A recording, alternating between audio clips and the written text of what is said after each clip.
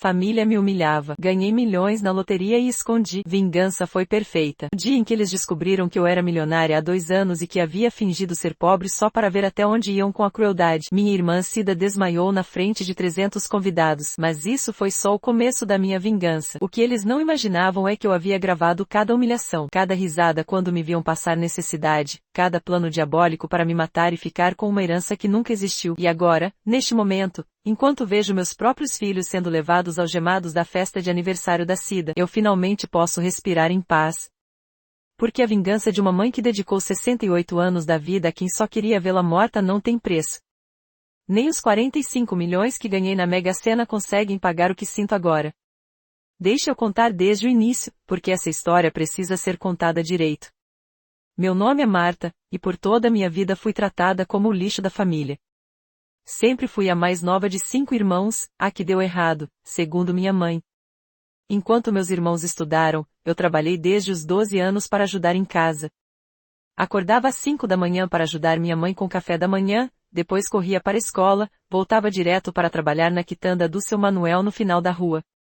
Meus dedos ficavam roxos de frio no inverno, descascando laranja e separando verduras.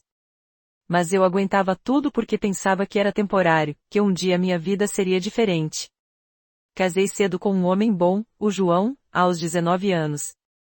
Ele trabalhava como pedreiro e ganhava pouco, mas era carinhoso, respeitador, me tratava como rainha. Tivemos 3 filhos, Carlos, Marina e Júlio. Pensei que seria diferente com minha própria família, que eu criaria filhos que me amariam de verdade.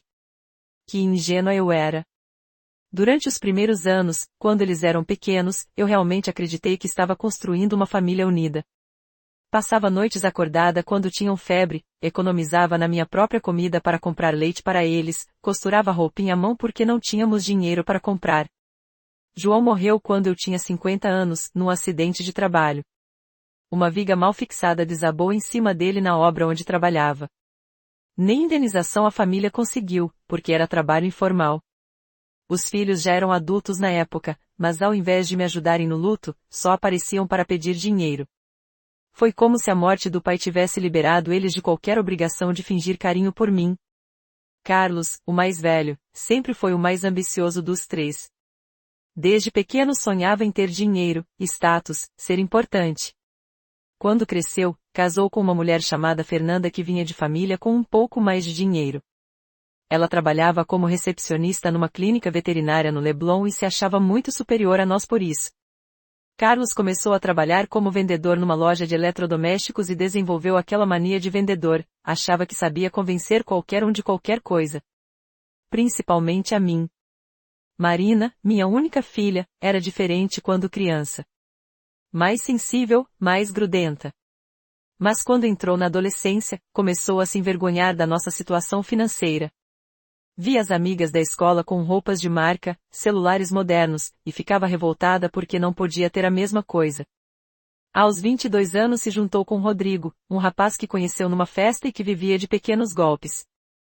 Ele nunca teve emprego fixo, sempre tinha algum esquema para ganhar dinheiro fácil. Marina foi se moldando ao jeito dele, aprendendo a ver tudo como oportunidade de lucro. E Júlio, meu caçula, que eu achava que seria diferente porque sempre foi mais sensível. Quando criança, ele era o único que ainda me dava abraços espontâneos, que perguntava como tinha sido meu dia. Mas quando conseguiu emprego numa loja de departamentos no shopping da Barra, mudou completamente. Começou a conviver com pessoas de classe média, colegas que tinham estudado em escolas particulares, que falavam diferente, se vestiam diferente. E começou a ter vergonha da origem humilde dele, vergonha de mim. A rotina era sempre a mesma depois que João morreu. Eles apareciam na minha casa humilde no bairro da Penha, no Rio, quando precisavam de dinheiro. Nunca perguntavam como eu estava, se eu precisava de alguma coisa, se estava me sentindo sozinha. Era sempre a mesma conversa: mãe, empresta aí, mãe, só dessa vez, mãe, você é aposentada, não precisa de muito mesmo. E eu, como uma idiota, sempre arranjava um jeito de ajudar. Às vezes pegava empréstimo. No nome limpo que ainda tinha, às vezes vendia alguma coisa de casa, às vezes trabalhava final de semana fazendo faxina extra. Eu morava numa casa simples de 2 quartos que consegui comprar com muito sacrifício depois que João morreu. Era pequena, mas era minha. Tinha um quintalzinho onde eu plantava algumas verduras, uma salinha com sofá velho mas confortável, um quarto onde dormia sozinha há quase 20 anos. Trabalhava fazendo faxina em 3 casas diferentes na Zona Sul, acordava às 5 da manhã todos os dias, pegava 2 ônibus para chegar no Leblon onde limpava a casa de Madame Rica. Depois mais 2 ônibus para chegar em Copacabana, limpar apartamento de casal jovem. E por último, Ipanema, casa de família grande com 3 filhos bagunceiros. Minhas mãos ficaram cascudas de tanto esfregar, minhas costas doíam toda noite, minhas pernas ficavam inchadas de tanto ficar em pé. Mas eu aguentava tudo calada porque achava que um dia eles iam valorizar meu esforço, iam perceber que eu me sacrifiquei por eles, iam retribuir o carinho que sempre dei. Que ilusão! Minha irmã Cida então, essa era o diabo em pessoa. 2 anos mais velha que eu, sempre se achou a dona da razão porque casou com um comerciante que tinha uma loja de material de construção no Meier. Vivia numa casa maior, tinha carro próprio, podia dar presentes melhores para os filhos. E nunca perdeu a oportunidade de me lembrar disso. Toda reunião de família era um suplício. Ela fazia questão de me humilhar na frente de todo mundo, sempre com aquele sorrisinho falso de quem está sendo carinhosa mas na verdade está enfiando uma faca. A Marta sempre foi meio lerda mesmo, dizia rindo quando eu demorava para entender alguma piada. Coitada, nunca conseguiu dar vida boa para os filhos. Mas fazer o quê, né? Nem todo mundo nasce com sorte. E o pior é que meus próprios filhos riam junto. Riam da própria mãe sendo humilhada, como se fosse engraçado, como se eu merecesse. Lembro de um Natal específico que me marcou profundamente. Eu tinha levado um peru pequeno que comprei prestado no cartão, era o que eu podia dar para contribuir com a ceia. Tinha trabalhado extra a semana inteira para conseguir dinheiro para aquele peru.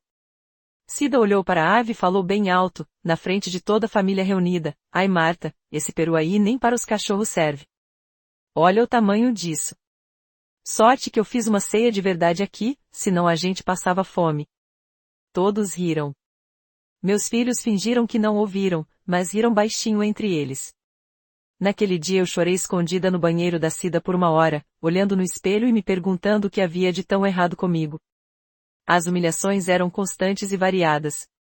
Quando eu chegava na casa de alguém da família, sempre tinha aquele silêncio constrangido, como se minha presença fosse um problema que ninguém sabia como resolver. Era como se eu fosse uma parente pobre que eles eram obrigados a tolerar por educação. Nas fotos de família, sempre me colocavam no cantinho, meio escondida, ou então esqueciam de me chamar para certas fotos. Nas conversas, quando eu tentava opinar sobre alguma coisa, todos faziam cara de quem estava ouvindo por educação, mas claramente não davam valor nenhum para minha opinião. O que mais doía era ver que meus filhos tinham vergonha de mim. Quando eles traziam namoradas, namorados, sempre me apresentavam de forma meio encabulada. "Essa é minha mãe, ela é simples", diziam, como se simples fosse algum tipo de doença. Como se trabalhar honestamente fosse motivo de vergonha. Como se eu não ter estudado muito fosse crime contra a humanidade. Marina chegou a me pedir uma vez para eu não aparecer numa festa de aniversário dela porque iam ter pessoas importantes lá e ela não queria passar vergonha. Pessoas importantes. Eu, que carreguei ela no colo durante 9 meses na barriga e mais 2 no braço, não era pessoa importante o suficiente para estar na festa dela. Fernanda, minha nora, era particularmente cruel comigo. Mulher magra, sempre arrumada, com unhas feitas e cabelo pintado no salão. Sempre que vinha na minha casa, ficava fazendo careta para tudo.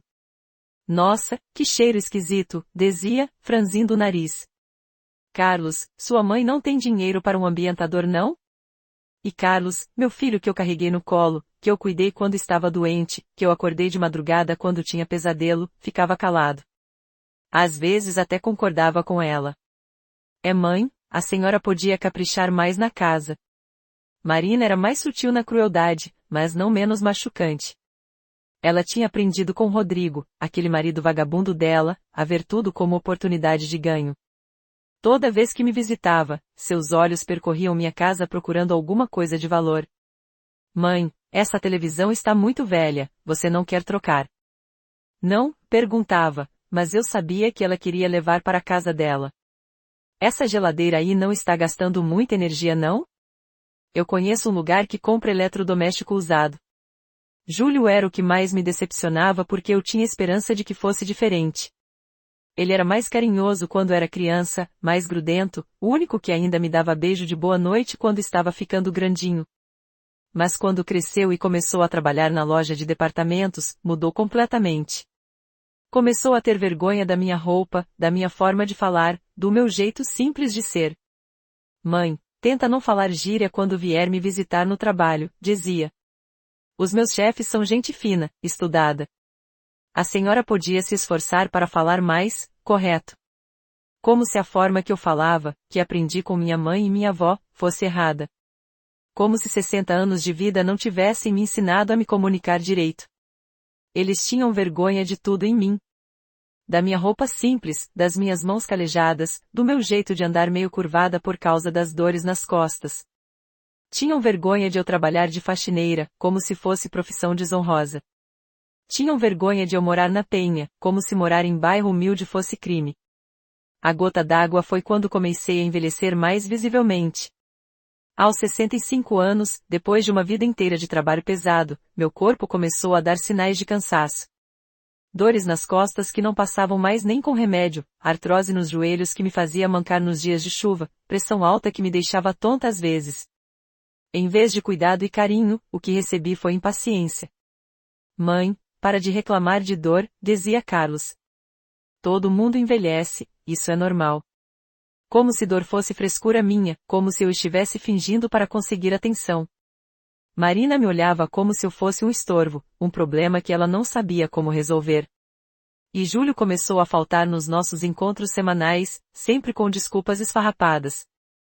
Estou ocupado no trabalho, mãe, tenho compromisso com os amigos, hoje não dá, deixa para a semana que vem. Foi nessa época que descobri que eles tinham um grupo de WhatsApp chamado Assuntos de Família onde eu não estava incluída. Descobri por acaso, num dia que Marina esqueceu o celular desbloqueado na minha mesa de jantar enquanto foi ao banheiro. A curiosidade foi mais forte, e eu acabei vendo algumas mensagens. O que li me fez sentir como se uma faca tivesse atravessado meu peito. A velha está ficando cada vez mais chata, escrevia Carlos. Fernanda não aguenta mais ter que ir lá fingir que gosta dela. Marina respondia, pois é, e o pior é que ela não tem nada para deixar para a gente. Só essa casa michuruca que não vale nem 200 mil. Júlio, meu bebê, meu caçula, escreveu a frase que me destruiu por dentro. Às vezes penso se não era melhor ela ter morrido junto com o pai. Pelo menos não seria peso para ninguém. Peso para ninguém. Eu, que havia dedicado minha vida inteira a eles, que havia me sacrificado em todos os aspectos possíveis para dar a eles o melhor que eu podia, era vista como peso. Como fardo. Como problema que precisava ser resolvido. Naquela noite não consegui dormir. Fiquei na cama olhando para o teto, tentando entender onde foi que errei tanto na criação deles. Chorei até não ter mais lágrimas, até sentir dor física no peito de tanto soluçar. Pela primeira vez na vida, pensei seriamente em desistir de tudo. Será que não seria melhor mesmo eu morrer e deixar eles livres desse peso? Será que minha existência realmente só causava problemas para as pessoas que eu mais amava no mundo? Mas o destino, que às vezes é irônico, tinha outros planos para mim. Era uma sexta-feira, dia 23 de setembro, uma data que vou lembrar pelo resto da vida. Eu estava voltando da casa da Dona Helena, no Leblon, onde trabalhava às sextas-feiras. Tinha sido um dia particularmente cansativo.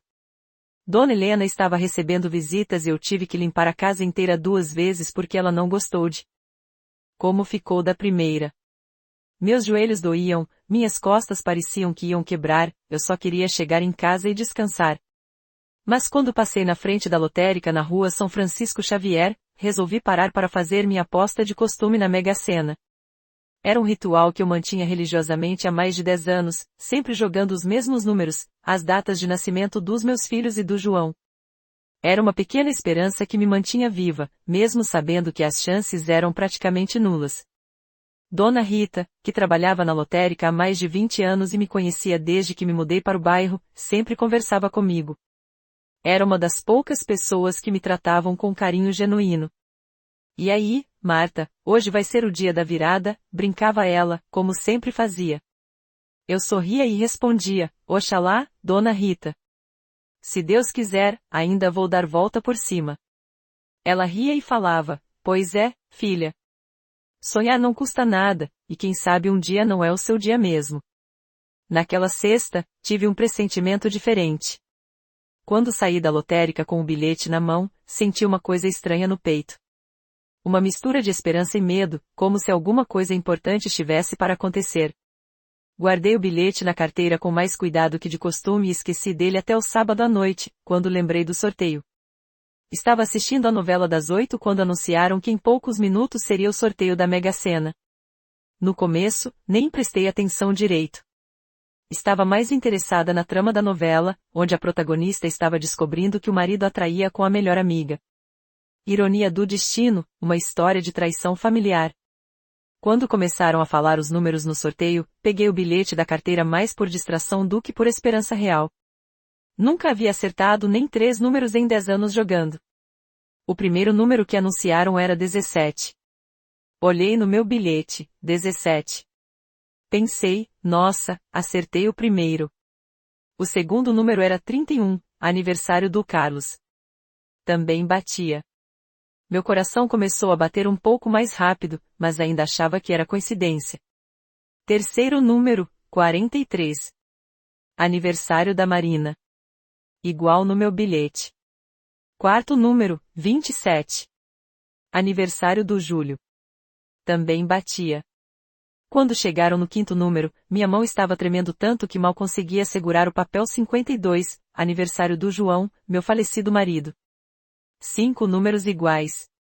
Só faltava um. Quando o apresentador anunciou o sexto e último número, o mundo parou. Literalmente parou. O número era 8, dia do meu próprio aniversário, o único que eu havia incluído na aposta além das datas da família. 6 números. Todos iguais. Todos certos. Eu tinha ganhado a Mega Sena. Fiquei paralisada no sofá, olhando para aquele pedacinho de papel que valia 45 milhões de reais. 45 milhões. Era mais dinheiro do que eu conseguia imaginar existir no mundo real. Era mais do que toda a minha família junta havia ganhado na vida inteira somada. Era a chance de mudar tudo, de ter o respeito que sempre me negaram, de finalmente ser valorizada e respeitada. Mas aí, no meio da euforia inicial, uma ideia começou a germinar na minha cabeça. Uma ideia terrível e ao mesmo tempo deliciosa. E se eu não contasse para ninguém? E se eu deixasse eles continuarem me humilhando, me tratando mal, fingindo que eu era um peso? E se eu usasse esse dinheiro para descobrir quem eles realmente eram por dentro, qual era o limite da crueldade deles? A ideia foi crescendo, se fortalecendo durante toda aquela madrugada. Fiquei acordada até às 6 da manhã pensando nas possibilidades. Eles não me amavam pelo que eu era, isso já estava claro como cristal. Será que se eu aparecesse milionária de repente, o amor que demonstrassem seria verdadeiro? Ou seria só interesse disfarçado de carinho? Mais importante ainda, até onde eles seriam capazes de ir na crueldade se achassem que eu não tinha nada para deixar de herança? Será que as palavras que li no grupo do WhatsApp eram só desabafo momentâneo, ou havia algo mais sinistro, mais planejado ali? Decidi fazer um teste. Um teste social e psicológico que mudaria minha vida para sempre. Na segunda-feira seguinte, fui à Caixa Econômica Federal da agência de Copacabana para confirmar e resgatar o prêmio. Peguei 2 ônibus, fila do banco, tudo normal, como se fosse uma aposentada comum indo resolver problemas bancários rotineiros. O gerente da conta especial, um homem de meia-idade chamado Paulo Roberto, ficou tão surpreso quanto eu quando confirmou que o bilhete era mesmo premiado. Parabéns, dona Marta. A senhora é oficialmente milionária, disse ele, sorrindo largo. Posso perguntar o que pretende fazer com esse dinheiro todo? Vai viajar pelo mundo? Comprar casa na praia? Expliquei que tinha meus motivos para manter o prêmio em segredo absoluto por enquanto. Doutor Paulo, o senhor pode me ajudar a estruturar isso de forma que ninguém saiba? Nem família, nem amigos, ninguém. Ele pareceu intrigado, mas profissional que era, me ajudou a organizar tudo de forma sigilosa e segura. 45 milhões, mesmo descontando o imposto de renda, rendem muito dinheiro na poupança. Mais do que eu ganhava em 20 anos trabalhando de faxineira. Mas o que eu queria naquele momento não era ostentar riqueza ou mudar de vida radicalmente. Era descobrir a verdade sobre as pessoas que eu havia dedicado minha vida inteira. Voltei para casa com o mesmo comportamento de sempre. Continuei trabalhando nas 3 casas de família, continuei vivendo simplesmente, continuei sendo tratada da mesma forma desrespeitosa de sempre. Mas agora eu tinha um segredo poderoso. Um segredo que valia 45 milhões de reais e que me dava uma perspectiva completamente nova sobre tudo. A primeira coisa que fiz foi instalar um aplicativo no meu celular que gravava conversas automaticamente. Também comprei algumas microcâmeras digitais que encontrei numa loja de eletrônicos no centro da cidade e instalei discretamente em pontos estratégicos da minha casa, na sala, na cozinha, no quarto. Queria ter certeza absoluta de que não perderia nada do que acontecesse a partir dali. Também contratei discretamente um advogado criminalista, Dr. Maurício Souza, que tinha escritório em Ipanema e lidava com casos complexos. Paguei uma consulta particular, contei toda a situação familiar e pedi para ele me orientar sobre como proceder legalmente caso descobrisse algo grave. Ele me alertou sobre os riscos, mas concordou em me representar se fosse necessário. O comportamento deles não mudou em nada nos primeiros 3 meses. Continuaram me tratando da mesma forma, com a mesma indiferença cruel de sempre. Mas eu agora via tudo com outros olhos, com uma frieza analítica que nunca havia tido antes. Cada humilhação, cada desrespeito era gravado, fotografado, documentado meticulosamente. Eu estava construindo um arquivo que seria fundamental para o que viria depois. Carlos continuava aparecendo para pedir dinheiro emprestado. Mãe, Fernanda quer trocar o sofá da sala, você pode me ajudar com 300 reais? E eu ajudava, sabendo que nunca mais veria esse dinheiro, mas curiosa para ver até onde ia a cara de pau dele. Marina continuava com as indiretas sobre minha casa. Mãe, a senhora já pensou em vender isso aqui e ir morar num apartamentinho menor? Seria mais fácil de cuidar, e sobrava um dinheirinho para a senhora se divertir. Claro, sobrava dinheiro que eles iriam tentar administrar para mim, como se eu fosse incapaz. Júlio continuava faltando nos encontros, sempre ocupado demais para visitar a mãe. Quando aparecia, ficava ansioso, olhando o celular, como se estivesse perdendo tempo precioso comigo. Foi em dezembro que as coisas começaram a ficar realmente sinistras e perigosas. Carlos apareceu na minha casa numa quarta-feira à noite, coisa muito rara, porque normalmente ele só vinha quando precisava de alguma coisa específica.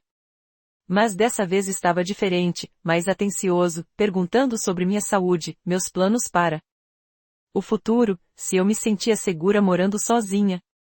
A princípio pensei que finalmente havia amadurecido, que talvez houvesse desenvolvido algum carinho tardio por mim. Mãe, a senhora já pensou no que vai acontecer quando ficar mais velha e não conseguir mais trabalhar? Perguntou, com cara de preocupação genuína.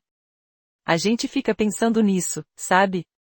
A senhora já tem 68 anos, não é mais criança. Fiquei emocionada achando que ele estava demonstrando cuidado comigo. Alguns dias depois, Marina também apareceu com conversa parecida. Perguntas sobre minha saúde, sobre como eu me sentia morando sozinha, sobre se eu não tinha medo de alguma coisa acontecer comigo durante a noite. Mãe, esses dias a dona Conceição do final da rua foi assaltada dentro de casa. A senhora não fica com medo não? Rodrigo, o marido vagabundo da Marina, começou a fazer perguntas mais específicas e estranhas sobre meus documentos. Dona Marta, a senhora tem testamento feito? Esses documentos da casa estão todos organizados? É importante deixar essas coisas em ordem, sabe? Na época achei que era cuidado, preocupação familiar legítima. Júlio foi o último a aparecer com essa conversa suspeita. E foi com ele que comecei a entender que havia algo muito errado acontecendo. Durante nossa conversa, ele deixou escapar uma frase que me gelou o sangue. Mãe, a senhora precisa cuidar melhor da saúde. Às vezes acontecem acidentes com pessoas da sua idade, sabe? Principalmente quem mora sozinho. Acidentes. A palavra ecoou na minha cabeça por dias inteiros. Que tipo de acidentes? Por que ele estava pensando especificamente em acidentes comigo? Porque todos eles, de repente, estavam tão preocupados com minha segurança e minha idade. Foi aí que decidi intensificar drasticamente minha vigilância. Instalei mais câmeras em ângulos diferentes, comecei a gravar todas as conversas telefônicas, a fotografar discretamente todas as mensagens que conseguisse ver nos celulares deles quando estavam distraídos. E o que descobri ao longo dos meses seguintes me fez ter certeza absoluta de que havia tomado a decisão certa ao esconder o dinheiro. Eles estavam planejando minha morte. Não era paranoia da minha cabeça, não era interpretação exagerada de conversas inocentes. Era real, documentado, gravado em áudio e vídeo.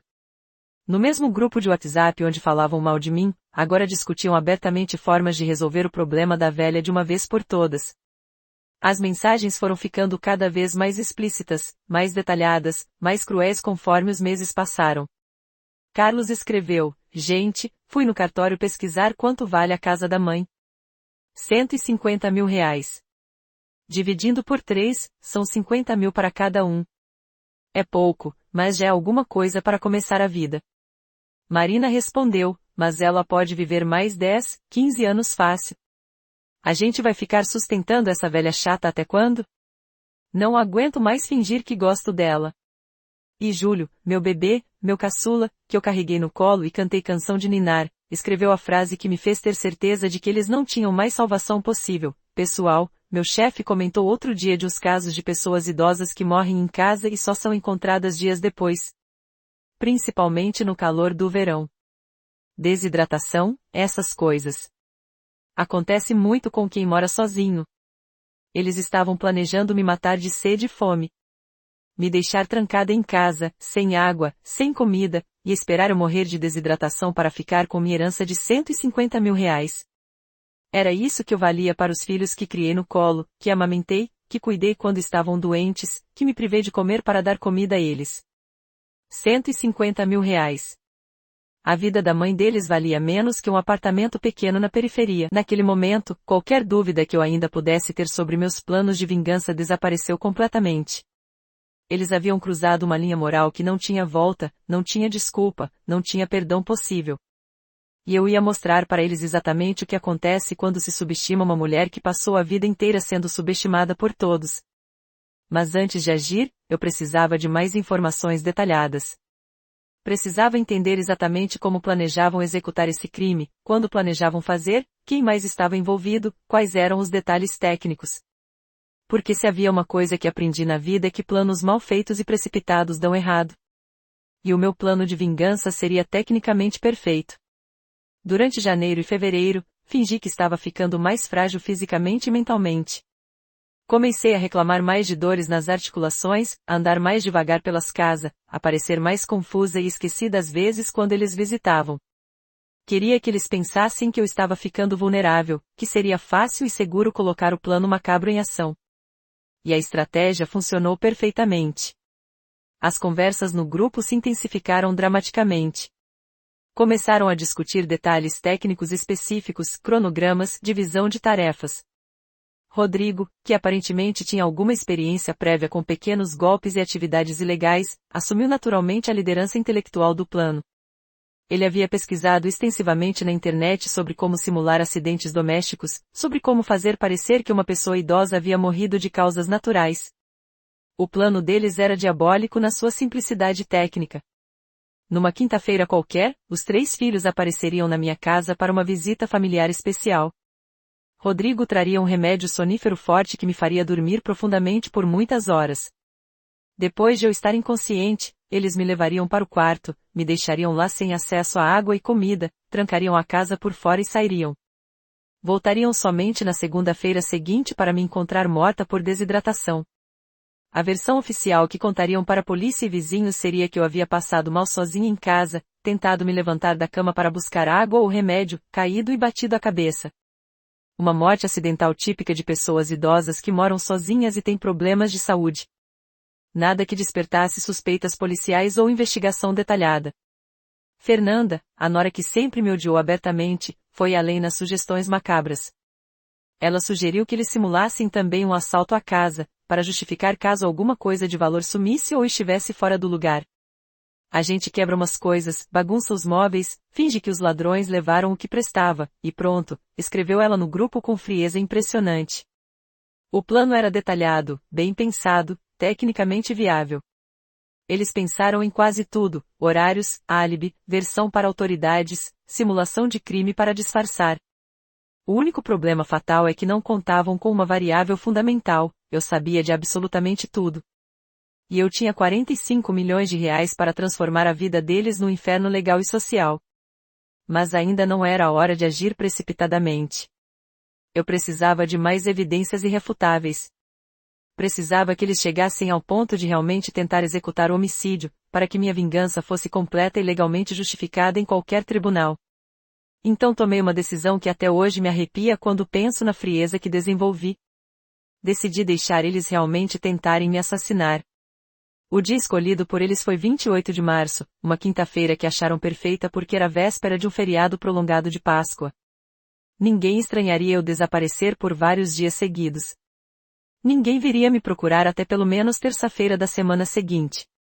Tempo suficiente para eu morrer de sede e eles voltarem para descobrir meu corpo. O que eles não sabiam é que eu havia contratado uma empresa de segurança eletrônica particular para monitorar minha casa remotamente 24 horas por dia. Câmeras profissionais instaladas discretamente, sistema de gravação em nuvem, monitoramento em tempo real. Também não sabiam que Dr. Maurício, meu advogado, estava completamente a par de toda a situação e pronto para acionar imediatamente a polícia e o Ministério Público. Na quinta-feira de manhã, acordei sabendo que seria o dia mais importante e perigoso da minha vida inteira. Ou eles conseguiam me matar e eu já havia deixado tudo documentado e organizado para que fossem presos e processados. Ou eu sobreviveria ao atentado e eles pagariam muito caro por tentativa de homicídio qualificado. De qualquer forma, eu já havia ganhado moralmente. Às 14h em ponto, eles chegaram todos juntos. Carlos, Marina e Júlio, acompanhados de Rodrigo e Fernanda. Vieram com cara de família amorosa e unida, trazendo até flores amarelas e um bolo de chocolate. Viemos fazer uma surpresa especial para a senhora, mãe, disse Marina, sorrindo de forma convincente. Trouxemos bolo, refrigerante, salgadinhos. Vamos fazer uma reunião de família diferente hoje. Que atores talentosos eles eram. Se eu não soubesse dos planos homicidas, teria ficado genuinamente emocionada com essa demonstração inédita de carinho familiar. Mas sabendo exatamente o que sabia, cada sorriso deles me causava uma mistura de náusea e curiosidade científica. Rodrigo assumiu rapidamente o controle da situação, como haviam combinado. Ofereceu-se para preparar café para todo mundo. Deixa que eu cuido da bebida hoje, Dona Marta. A senhora fica aí descansando e conversando com seus filhos queridos. Ele foi para minha cozinha e eu sabia que estava preparando meticulosamente o coquetel de soníferos que deveria me deixar inconsciente por horas. Mas acontece que eu também tinha um plano técnico detalhado.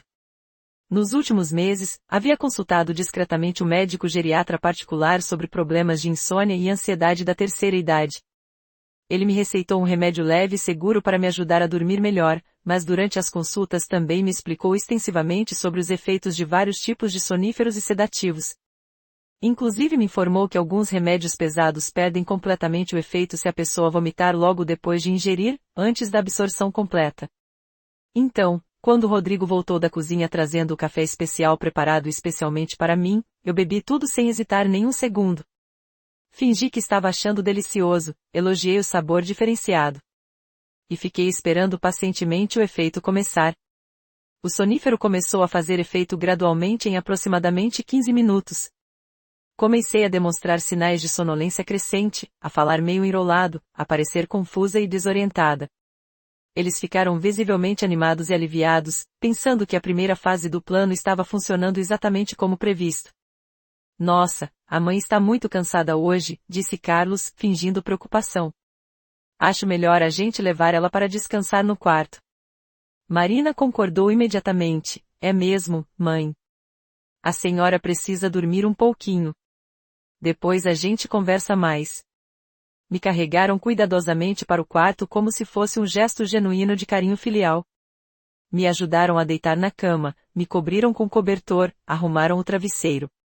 Fernanda ainda teve a audácia e o cinismo de me beijar carinhosamente na testa e sussurrar: descanse bem, sogra querida. A gente volta para visitar a senhora na semana que vem.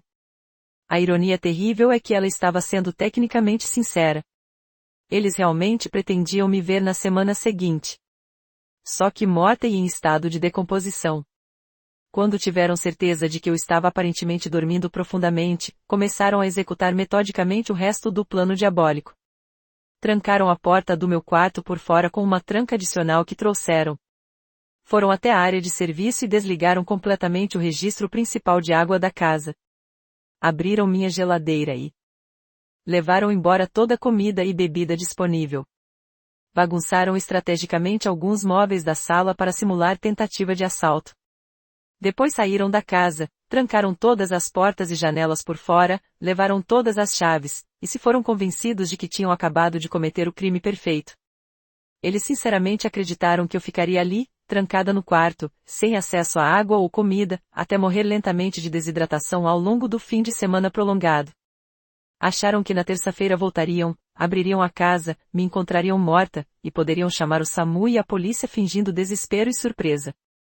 Mas acontece que, exatamente 5 minutos depois que eles saíram e eu ouvi o carro se afastando, eu me levantei da cama completamente lúcida e alerta. O remédio que eu havia ingerido não era absolutamente nada do que Rodrigo pensava que estava me dando. Durante a semana anterior, eu havia aberto cuidadosamente todas as cápsulas do meu remédio legítimo para dormir e substituído o conteúdo por farinha de trigo comum. Quando Rodrigo pensou que estava dissolvendo sonífero perigoso no meu café, na verdade estava apenas misturando farinha inofensiva. Eu fingi convincentemente todos os sintomas de intoxicação. Fingi que estava perdendo a consciência. Fingi que estava completamente indefesa e vulnerável. Deixei eles executarem cada etapa do plano homicida na íntegra, se incriminarem de todas as formas possíveis, para que não houvesse absolutamente nenhuma sombra de dúvida sobre as intenções criminosas deles. E as câmeras de segurança profissionais gravaram meticulosamente cada palavra, cada ação, cada momento em que eles pensaram que estavam me matando lentamente. Quando eles saíram definitivamente, eu liguei imediatamente para Dr. Maurício. Doutor, pode acionar a polícia agora mesmo. Tenho tudo gravado em alta definição. Tentativa de homicídio qualificado com provas irrefutáveis. Em menos de 2 horas, meus 3 filhos queridos estavam presos em flagrante. Mas minha vingança meticulosamente planejada ainda não tinha terminado nem remotamente. Na verdade, estava apenas começando a fase mais espetacular. Enquanto eles passavam a primeira noite na cadeia tentando entender como diabos tinham sido descobertos, eu coloquei em ação a segunda parte do meu plano de destruição social. Liguei metodicamente para todos os conhecidos da família extensa, para todos os vizinhos da redondeza, para todas as pessoas que frequentavam as rodas sociais da minha irmã Cida. Contei detalhadamente exatamente o que havia acontecido, mostrei as gravações completas para quem demonstrava interesse em ver. Em menos de 12 horas, a história chocante de que os filhos da Marta haviam tentado assassinar friamente a própria mãe por uma herança miserável estava espalhada por toda a zona norte do Rio de Janeiro. Mas o melhor de tudo ainda estava por vir na semana seguinte. Cida, minha irmã querida que sempre me humilhou e menosprezou, estava organizando uma festa de aniversário extremamente grandiosa para comemorar seus 80 anos de vida. Havia convidado mais de 300 pessoas cuidadosamente selecionadas, incluindo todas as famílias que ela considerava importantes do Meier e bairros adjacentes.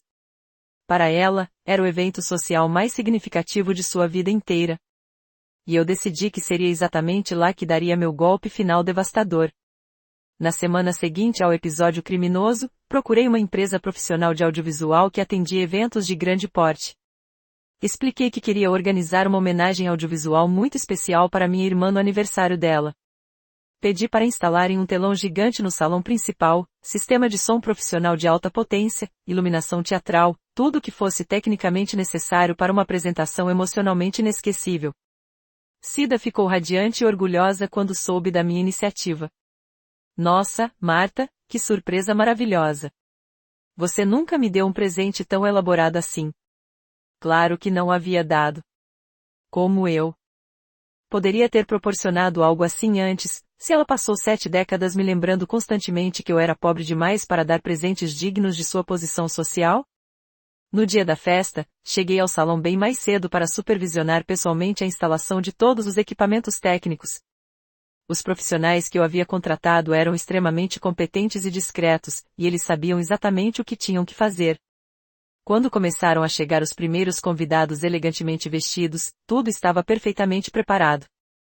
A festa estava no seu auge absoluto, com mais de 200 pessoas já presentes, quando solicitei educadamente a palavra ao microfone.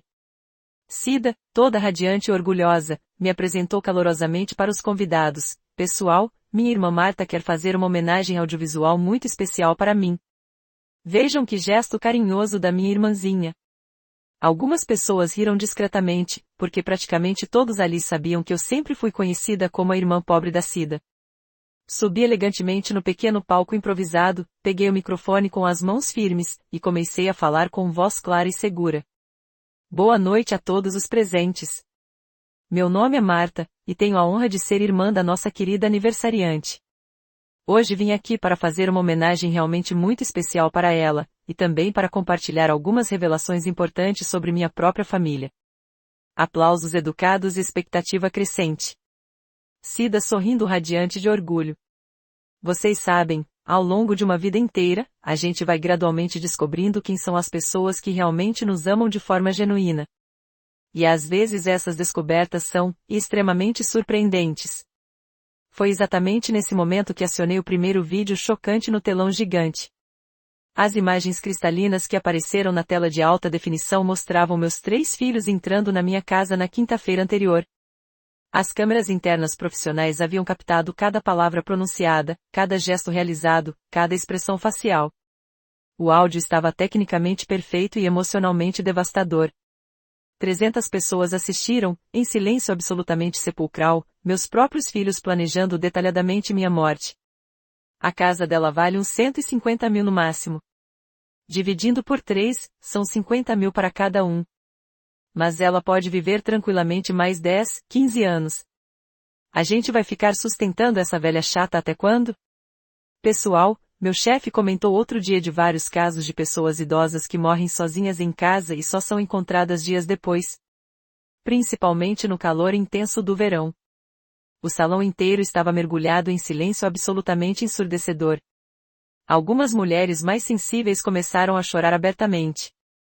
Homens sussurravam entre si, visivelmente chocados e perturbados. Cida estava pálida como uma parede recém-pintada. Mas eu ainda não havia terminado nem remotamente.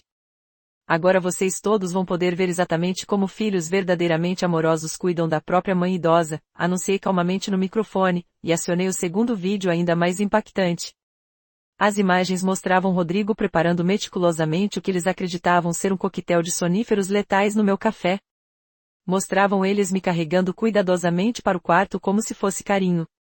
Mostravam eles me trancando deliberadamente, desligando a água, removendo toda a comida disponível. E mostravam Fernanda beijando carinhosamente minha testa e sussurrando com ternura falsa, descanse bem, sogra querida. A gente volta para visitar a senhora na semana que vem. Quando esse segundo vídeo terminou, várias pessoas estavam chorando de forma incontrolável. Outras pareciam fisicamente enjoadas. O silêncio no salão era absolutamente ensurdecedor e carregado de tensão. Foi exatamente então que revelei a parte mais espetacular de tudo. Mas agora vocês certamente estão se perguntando, como exatamente a Marta conseguiu pagar por uma festa audiovisual tão sofisticada quanto esta, sendo que todos sempre souberam que ela é tão pobre e simples? Sorri serenamente para a multidão atônita. Bem, acontece que no dia 23 de setembro do ano passado, eu ganhei exatos 45 milhões de reais na Mega Sena Nacional. Isso mesmo que todos vocês ouviram claramente. 45 milhões de reais. O salão literalmente explodiu em murmúrios de absoluto choque e incredulidade. Cida teve que se apoiar dramaticamente numa cadeira para não desmaiar ali mesmo. E sabem o que eu fiz estrategicamente com toda essa fortuna inesperada? Mantive em segredo absoluto durante meses inteiros para descobrir cientificamente se minha família me amava genuinamente ou se apenas estava esperando ansiosamente minha morte para ficar com uma herança completamente miserável. Agora muitas pessoas estavam literalmente de pé, sussurrando intensamente entre si, olhando para Cida com uma mistura complexa de pena e reprovação social. E através desse experimento psicológico, descobri que meus próprios filhos estavam completamente dispostos a me assassinar friamente por 150 mil reais de herança. Enquanto isso, eu estava tranquilamente sentada sobre 45 milhões, observando cientificamente até que ponto eles eram capazes de ser cruéis com uma mãe que se sacrificou a vida inteira exclusivamente por eles. Cida tentou desesperadamente se aproximar de mim, mas eu a impedi com um gesto firme e definitivo. E agora, minha querida irmã, quero que absolutamente todos aqui presentes saibam exatamente que tipo de família nós realmente somos por dentro. Que tipo de filhos assassinos eu criei e eduquei. Que tipo de netos psicopatas você tem e sempre defendeu. E então chegou a cereja final do bolo da vingança. Todo esse dinheiro fabuloso que vocês pensaram que eu jamais tive? Eu doei quase tudo. Isso mesmo. 42 milhões foram integralmente doados para o Orfanato Santa Clara, aqui mesmo do Rio de Janeiro. Em nome oficial da família Santos Silva inteira. Em nome dos meus filhos tentativa de assassinos, da minha irmã que sempre me humilhou sistematicamente, e de todos os parentes queridos que passaram décadas me tratando como lixo humano. O salão ficou novamente em silêncio absolutamente total. Agora, toda vez que qualquer pessoa pesquisar o nome completo da nossa família na internet, vai encontrar automaticamente uma doação milionária para crianças órfãs necessitadas. Feita oficialmente em nome de pessoas que tentaram brutalmente assassinar uma idosa indefesa por algumas migalhas financeiras. A ironia poética é absolutamente linda, não acham? Foi nesse momento que Cida desmaiou completamente. Literalmente desmaiou e caiu pesadamente no chão, na frente de 300 convidados elegantes, enquanto eu continuava serenamente no microfone. Ah, e apenas para deixar a situação completamente clara para todos, meus 3 filhos queridos estão neste exato momento presos por tentativa de homicídio qualificado. Meu advogado criminalista já protocolou todas as ações judiciais cabíveis. Eles vão responder legal e criminalmente por absolutamente tudo que fizeram contra mim. Saí do salão elegantemente sob olhares absolutamente atônitos. 300 pessoas acabavam de assistir à vingança mais completa e devastadora que eu conseguia imaginar. Minha família estava publicamente destruída e socialmente marcada para sempre como assassina fracassada e incompetente. Nos dias subsequentes, a história se espalhou como fogo pela cidade inteira. Jornais locais publicaram reportagens detalhadas. As redes sociais não paravam de comentar e compartilhar. Os filhos que tentaram matar a mãe milionária, a herança que virou prisão perpétua, família descobre que mãe era milionária somente depois de tentar assassiná-la friamente. Carlos, Marina e Júlio foram formalmente processados por tentativa de homicídio qualificado. Com agravantes. Rodrigo, como mentor intelectual comprovado, recebeu a pena mais severa possível. Fernanda foi indiciada como coautora consciente. Absolutamente todos perderam seus empregos quando a história se tornou amplamente pública. Cida nunca mais conseguiu mostrar a cara no Meyer ou adjacências. A humilhação social foi tão intensa e duradoura que ela foi obrigada a vender a casa rapidamente e se mudar para um bairro completamente distante, onde teoricamente ninguém conhecia a história vergonhosa. Mas para mim pessoalmente, a maior vingança não foi nem ver eles sendo presos nem humilhados publicamente. A maior vingança de todas foi me libertar completamente. Hoje eu moro numa casa linda de praia em Cabo Frio. É arquitetonicamente simples, mas é genuinamente minha. Comprei com os 3 milhões que separei estrategicamente para mim antes de doar o restante. Acordo todos os dias contemplando o mar infinito, sem ter que fingir que sou pobre, sem ter que aguentar humilhação gratuita de absolutamente ninguém. Não trabalho mais de faxineira para madames arrogantes. Não preciso mais mendigar carinho de filhos completamente ingratos. Não preciso mais aguentar irmã prepotente me chamando de burra e fracassada. Tenho uma vida genuinamente simples, mas profundamente digna. Faço trabalho voluntário regular no orfanato que recebeu generosamente minha doação. As crianças me chamam carinhosamente de vovó Marta e me tratam com amor verdadeiro e espontâneo, coisa que meus próprios netos biológicos jamais fizeram. Às vezes recebo cartas desesperadas dos meus filhos na prisão.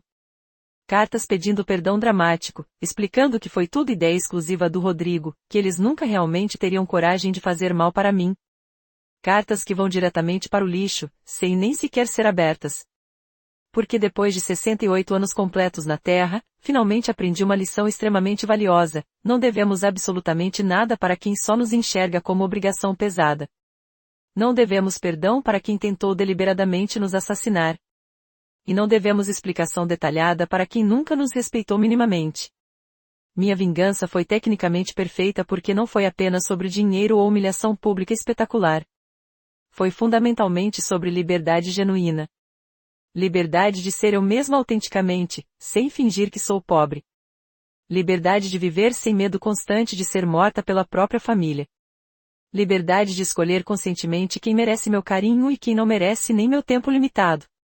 E quando me deito na minha cama confortável toda noite, ouvindo o som relaxante do mar, durmo profundamente tranquila sabendo que a menina humilde da penha que se deixava humilhar sistematicamente morreu simbolicamente naquela quinta-feira. E que no lugar dela nasceu definitivamente uma mulher que sabe exatamente quanto vale como ser humano. E que nunca mais vai aceitar valer menos que isso para ninguém no mundo inteiro. A vingança completa de uma mãe que descobriu que valia 45 milhões, mas que os próprios filhos tentaram brutalmente matá-la por 150 mil miseráveis, simplesmente não tem preço calculável. Tem exclusivamente sabor de justiça poética perfeita. E esse sabor delicioso, eu vou carregar orgulhosamente comigo para sempre.